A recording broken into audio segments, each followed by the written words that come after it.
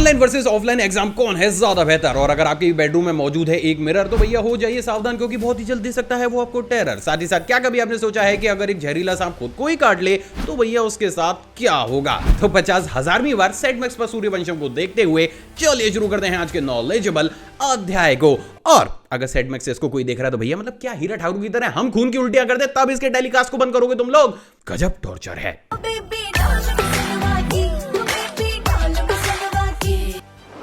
Guys यहाँ एक तरफ सर्दी के मौसम है भैया, हमें हमारा कमरा साफ करने में भी आफत आती है। तो वहीं क्या आपको पता है कि अमेरिका सहित बहुत से यूरोपियन कंट्रीज के लॉ के अनुसार आपको भैया कमरा और घर तो छोड़ो अपने घर के सामने की सड़क तक साफ करनी पड़ती है, और वो भी -20 डिग्री सेल्सियस पर। असल में गाइस बहुत ही कम लोगों को ये मालूम होगा, लेकिन यूएसए समेत बहुत सी यूरोपियन कंट्रीज के एक लॉ के अनुसार आपको हर रोज ही ठंड के मौसम में सुबह 8 बजे से पहले ही अपने घर की छत, बरामदा और अपने आगे की सड़क की सारी ही बर्फ को साफ करना पड़ता है। और बाई चांस अगर आप लोग नहीं निकल पाए सुबह 8 बजे अपनी रजाई से तो मुझे माफ करना, क्योंकि फिर आप नहीं मिल पाओगे मेरी भौजाई से। अबे मेरी भौजाई मतलब आप लोगों की वाइफ, क्योंकि भैया 4 साल की सजा जो है स्ट्रेट उसी बर्फ का काला खट्टा बना के।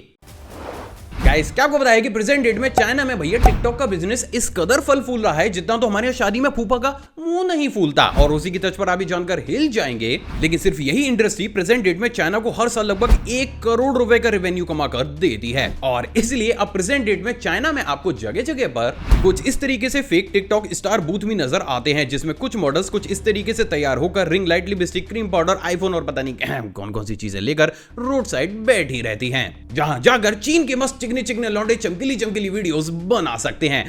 अबे ये बताना, ये टिकटॉकरों को लड़का बोल सकते हैं? ये की प्रजाति होती है ये मुझे क्यों नहीं पता था। गाइस बचपन से ही हमारे पेरेंट्स हमसे ये कहते हैं कि भैया टाइम से खा लो या फिर पढ़ लो वरना भूत आ जाएगा। लेकिन भैया सच बताऊं तो इस भूत के इंतजार में ससुरा बच्चे से हम खुद आधेड़ भूत बन गए, लेकिन वो ससुरा भूत घर में ना आया। लेकिन क्या आपको बताया कि अगर चाइना के किसी भी पेरेंट ने भैया अपने बच्चे से ये कह लिया कि ये काम कर ले वरना भूत आ जाएगा, तो वो एक्चुअली में अपने घर में भूत बुला लेते हैं। असल में गाइस आप जानकर हिल जाएंगे, लेकिन चाइना में प्रोफेशनल स्कैरिंग आर्टिस्ट भी मौजूद हैं, जो कि सिर्फ आपकी एक कॉल पर ही भूत, चुड़ैल या फिर अलग अलग इंसान बनकर आपके घर में आकर आपके बच्चों को डराने का काम करते हैं। अब अमेजिंग बात यह है दोस्तों कि इन तरीके की जॉब्स में ये बंदे हर महीने लगभग 70 से 80 हजार रुपए तक कमा रहे हैं। मतलब भैया क्या ही चल रहा है इस दुनिया में। बेटा भूत है, डराने आया। तुझे मेरी उम्र देखकर ऐसा ना लग रहा कि तू ज्यादा जल्दी आ गया कुछ? मैं टिकटॉक और इंस्टा की रीलें बनाने में व्यस्त था। ओह रीलें बनाता है। रीलें बनवाऊं मैं? ये एजुकेशन कंटेंट पर व्यू नहीं आ रहे हमारे। रीलें चाहिए नवाब को। गाइस क्या आपको पता है कि अगर आप इजिप्ट, माल्टा या फिर टुवालू कंट्री में विजिट करेंगे तो आप ये पाएंगे कि उन कंट्रीज के किसी भी बेडरूम में आपको एक सिंगल मिरर भी देखने को नहीं मिलेगा। तो फिर आखिर ऐसे में सवाल तो जरूर उठता है भैया कि आखिर ये लोग बेडरूम में ऐसा कर ही क्या रहे हैं जो ये मिरर से इतना डर रहे हैं। असल में गाइस इन कंट्रीज की एंशिएंट मान्यताओं के अनुसार जिस भी कमरे में आप डेली सो रहे हैं, अगर उस कमरे में कोई भी मिरर लगा हुआ है तो वो रात में एक तरीके से दूसरी दुनिया से स्पिरिट बुलाने के पोर्टल की जैसा काम करना शुरू कर देता है। एंड इन केस अगर आप लेट नाइट उठकर अचानक से ही उस मिरर के अंदर देखते हैं तो आपको एक भयानक चुड़ैल भी नजर आती है। लो जी, ये तो भारत के अंदर हर शादीशुदा मर्द को नजर आती है। और यही वो सबसे बड़ा कारण है जिसके चलते हुए इन कंट्रीज में आपको किसी भी बेडरूम में कोई भी ओपन मिरर कभी भी देखने को नजर नहीं आता। अजीब लेकिन सच। गाइस अक्सर डॉक्टर्स हमसे ये कहते हुए नजर आते हैं कि भैया अगर आप सूप पीकर चलते हैं तो आपकी बॉडी काफी ज्यादा हेल्दी हो जाती है। लेकिन चलो इंसानों का तो सही है, लेकिन भैया ट्रेन के इंजन को सूप कौन पिलाता है यार? असल में गाइस बहुत ही कम लोगों को ये मालूम होगा, लेकिन प्रेजेंट डेट में जापान के अंदर बहुत सी ऐसी ट्रेन्स भी मौजूद हैं जो कि किसी फ्यूल से नहीं बल्कि सूप से ही चलती हैं। असल में गाइस जापान में सूप बहुत बड़े स्केल में कंज्यूम होता है, जिसके चलते हुए भैया वो वेस्ट भी एक अलग ही लेवल पर होता है। और इसी वेस्टेज को कम करने के लिए कुछ जापानीज इंजीनियर्स ने ऐसी ट्रेन को भी बनाकर तैयार किया है जो कि इसी वेस्ट सूप से एनर्जी को बनाकर एक सिटी से दूसरी सिटी तक हजारों पैसेंजर्स को डेली ट्रैवल कराती हैं। और वास्तव में भैया कभी कभी जापानीज इंजीनियर्स की सोच ला देती है हमारे दिमाग में मोच। गाइस जैसे कि हम सभी जानते हैं कि प्रेजेंट डेट में इंडिया के अंदर एयर पोल्यूशन ऐसे बढ़ता हुआ चला जा रहा है जैसे मलाइका अरोड़ा के फॉलोअर्स #स्पेशल थैंक्स टू चर्सी लोग, जो कि गाड़ियों के साथ साथ अपने मुंह से धुआं निकाल कर भी इस अच्छे से काम में सहयोग दे रहे हैं। सुधर जाओ। लेकिन क्या आपको बताया कि भैया जहां एक तरफ एयर पोल्यूशन हम सबके लिए परेशानी बनी हुई है, तो भैया हमारे देश में कुछ ऐसे किसान भी मौजूद हैं जिन्होंने इसी एयर पोल्यूशन से एक ऐसे बिजनेस आइडिया को निकाला है जिसे सुन मारवाड़ी दिमाग भी फेल हो जाएगा। असल में गाइस मिजोरम के साथ साथ बहुत से इलाकों के भारतीय किसानों ने एक बेहद ही मस्त सी स्कीम निकाली है, जिसके तहत ये किसान लोगों को अपने खेत में शुद्ध हवा की आनंद की अनुभूति कराने के लिए ही उनसे 2500 रुपए पर घंटे के हिसाब से चार्ज करते हैं। हाँ, बस बगल में कोई लोटा लेकर उस ठंडी हवा को गर्म ना कर रहा हो। अब अमेजिंग बात यह है दोस्तों कि सिर्फ इसी अमेजिंग बिजनेस स्कीम से ये किसान भैया हर दिन में लगभग 15,000 रुपए तक कमा रहे हैं। और वास्तव में ये चीज अपने आप में कुछ ज्यादा ही अजीब जरूर है। गाइस, क्या आपको पता है कि 9 अप्रैल साल 2022 को एक अमेरिकन टिकटॉकर एंड्रू डॉसन ने अपने सोशल मीडिया पर इस वीडियो को शेयर किया, जिसमें उन्होंने एक बड़े पहाड़ के ऊपर एक बेहद ही जायंट से ह्यूमन लाइक क्रिएचर को कैप्चर किया। अब अजीब बात यह है दोस्तों कि जैसे ही वीडियो क्लिप काफी ज्यादा वायरल हुई तो उन्होंने यह दावा किया कि कुछ बेहद ही अजीब से लोग उनका आजकल पीछा करने लगे हैं। सिर्फ इतना ही नहीं बल्कि उसके कुछ ही दिनों के बाद पहाड़ पर उसी जगह पर एक कैंप और हेलीकॉप्टर्स को भी उड़ता हुआ देखा गया। उससे भी ज्यादा दिल दहला देने वाली बात यह है दोस्तों कि एक दिन अचानक से ही एंड्रू ने सोशल मीडिया पर लाइव आकर लोगों से यह बोला कि हो सकता है कि आगे आने वाले समय में वो कोई भी वीडियो पोस्ट ना करें, लेकिन फिर भी उन्होंने जो सब कुछ देखा है वो सच है। You might not see me post ever again. My videos weren't fake. और उसी के बाद से ही मिस्टीरियस तरीके से एंड्रू गायब हो गए और उसके बाद से भैया ना ही एंड्रू मिले और ना ही इस वीडियो के पीछे की सच्चाई। और ये बताने के बाद मुझे रियलाइज हो रहा है कि भैया कोई मेरे पीछे तो नहीं पड़ जाएगा। अबे तेरे पीछे तो गली के कुत्ते ना पड़े डुक्कर। हाँ, वैसे बात तो सही, मैं फालतू की टेंशन ले रहा हूँ। गाइस, क्या आपको पता है कि इस दुनिया में एक ऐसी जगह भी मौजूद है जहाँ के मर्द भैया हमेशा ही बंद रखते हैं अपने घर की खिड़कियां, क्योंकि उनके ऊपर जुन जो ढा रही हैं वहां की लड़कियां।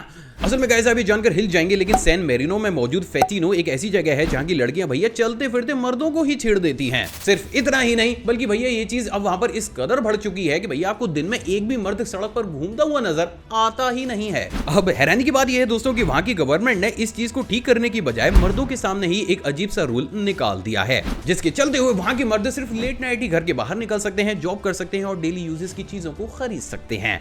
अजीब लेकिन सही भी है। ये चीज बहुत सी कंट्रीज लड़कियों के साथ करती है, वहां लड़कियां लड़कों के साथ कर रही है, तो क्या दिक्कत है? इसका इशू तो बनना नहीं चाहिए। सटायर मारा है मैंने, दिल में मत लेना। गाइस, आपने अक्सर इंडिया के अंदर निब्बों को डेस्क के नीचे से या फिर झाड़ियों के पीछे से लड़कियों को फूल देते हुए तो जरूर देखा होगा। #बॉलीवुड का सस्ता बुखार। लेकिन भैया, क्या आपको पता है कि अगर आपने यही फूल लेन देन का काम रशिया के अंदर कर दिया तो भैया रशियन लड़की उसी फूल के साथ कुछ ऐसा करेगी कि सारे लड़के मोर बनते हुए नजर आएंगे। कैसे? चलिए बताता हूँ। असल में गाइस, जहाँ एक तरफ पूरी दुनिया में किसी भी लेडी को फूल देना काफी ज्यादा अच्छा माना जाता है, तो वही रशिया में इसे देहांत से जोड़कर देखा जाता है, क्योंकि रशियन ट्रेडिशन के अनुसार अगर आप किसी भी लेडी को फूल दे रहे हैं तो इसका यह मतलब है कि उस लेडी के घर में से किसी ना किसी का पत्ता इस दुनिया से कट चुका है। और यही वो सबसे बड़ा कारण है जिसके चलते हुए भैया अगर आपको रशिया में बनना है कूल तो भूल कर भी मत देना किसी लड़की को फूल।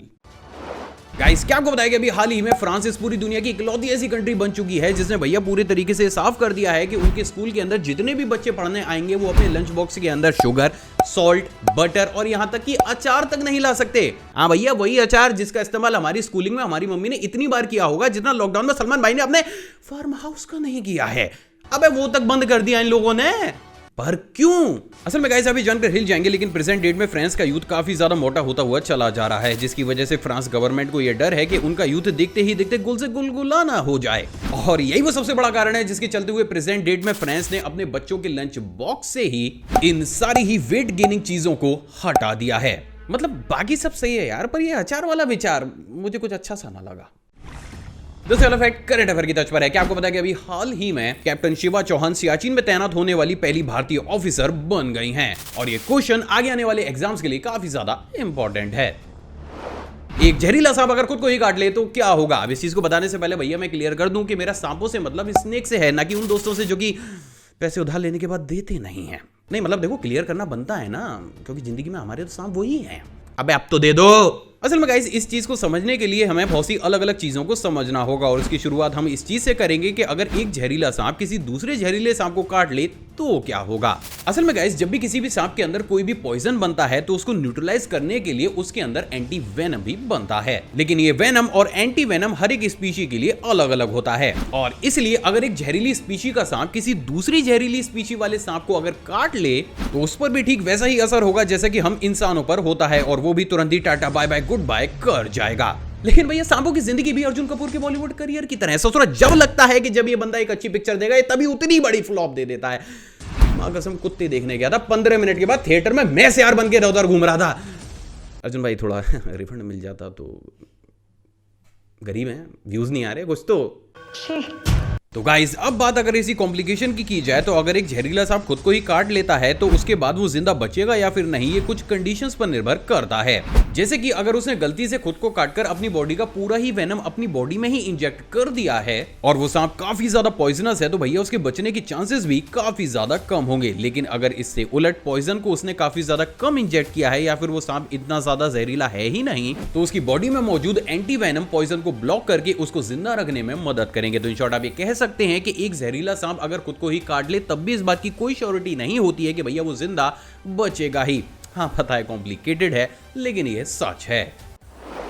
ऑनलाइन वर्सेस ऑफलाइन एग्जाम कौन है ज्यादा बेहतर? आई नो गाइस, जैसे ही आपने इस वीडियो का टाइटल पढ़ा होगा आपने भी ये बोला होगा भैया for sure offline exam is the best, क्योंकि ऑफलाइन एग्जाम ही एक स्टूडेंट को काफी ज्यादा सक्सेसफुल बना सकता है अपनी लाइफ में। पर ऐसा आप सोचते हैं, ऐसा मैं सोचता हूं, क्या हमारे देश के जो एक्सपर्ट्स हैं वो भी ये सोचते हैं? वेल गाइस, अगर इसके पीछे की सच्चाई आप जानेंगे तो आप ये हिल जाएंगे। लेकिन हमारे देश में मौजूद बहुत से एक्सपर्ट्स का ये मानना है तो भैया आगे आने वाले कुछ ही समय में चाहे वो बोर्ड हो या फिर कोई किसी भी तरीके का कोई भी एग्जाम हो, उन सभी को ही ऑफलाइन से ऑनलाइन शिफ्ट होना ही पड़ेगा। पर क्यों? चलिए इसे परत दर परत डिकोड करने की कोशिश करते हैं। असल में गाइस आज अगर बोर्ड एग्जाम के आसपास किसी भी स्टूडेंट का कोई एक्सीडेंट हो जाता है या फिर वो काफी ज्यादा बीमार हो जाता है तो उसके लिए किसी भी सेंटर पर जाकर ऑफलाइन एग्जाम देना काफी ज्यादा मुश्किल होता है। लेकिन अगर इन तरीके के एग्जाम्स को ऑनलाइन शिफ्ट कर दिया जाए तो किसी भी स्टूडेंट को कभी भी ऐसी परेशानी का सामना करना ही नहीं पड़ेगा। तो वहीं दोस्तों बात अब अगर अगले पॉइंट की जाए तो वो है ज्यादा security. As we all know कि प्रेजेंट डेट में भैया बहुत से एग्जाम्स तो होने से पहले ही लीक हो जाते हैं। हाँ अगर मैं ये नहीं बोल रहा हूं कि भैया ऑनलाइन एग्जाम्स लीक नहीं होते हैं, लेकिन ऑनलाइन एग्जाम को सिक्योर करने के लिए आपको काफी ज्यादा कम मेहनत और कम खर्च की जरूरत पड़ती है। जबकि ऑफलाइन एग्जाम में पेपर लीक होने से रोकने के लिए ही किसी भी बोर्ड या फिर अथॉरिटी को लाखों रुपए सिर्फ इसी काम में ही खर्च करने पड़ते हैं। साथ ही साथ दोस्तों अब बात अगर अगले कारण की जाए तो वो है इंडियन यूथ को टेक्नोलॉजी फ्रेंडली बनाना। असल में गाइस आज भी इंडिया के अंदर बहुत से ऐसे लोग मौजूद हैं जिन्हें आज भी प्रॉपर तरीके से लैपटॉप या फिर पीसी यूज करना नहीं आता और कहीं ना कहीं यही चीज उनके आगे आने वाले करियर में कहीं ना कहीं बाधा भी बन जाती है। लेकिन वहीं दोस्तों अगर सारे ही एग्जाम्स को ऑफलाइन से उठाकर ऑनलाइन शिफ्ट कर दिया जाए तो कहीं ना कहीं आगे चलकर ये हमारा इकोसिस्टम बन जाएगा और हर एक बच्चा बचपन से ही अपने फोन, पीसी या फिर लैपटॉप से फेमिलियर हो जाएगा, जो कि हमारे ही देश और खुद की उनकी तरक्की के लिए भी काफी ज्यादा इंपॉर्टेंट है। साथ ही साथ दोस्तों बहुत से एक्सपर्ट्स का तो ये तक मानना है कि जैसे प्रेजेंट डेट में बहुत सी बार स्टूडेंट्स को ऐसा लगता है कि उनकी कॉपी गलत तरीके से चेक की गई है और उसे वो दोबारा चेक कराना चाहते हैं तो उसका प्रोसेस तो मौजूद है लेकिन ये प्रोसेस काफी ज्यादा टाइम टेकिंग और लेंथी है। लेकिन वहीं अगर इन चीजों को ऑनलाइन शिफ्ट कर दिया जाए तो ना सिर्फ आप एक क्लिक में अपनी खुद की ही आंसर शीट को देख सकते हैं बल्कि आप ये भी देख सकते हैं कि एक्चुअली कॉपी चेकर ने किन पॉइंट्स को पॉइंट आउट करते हुए आपके मार्क्स को काटा है।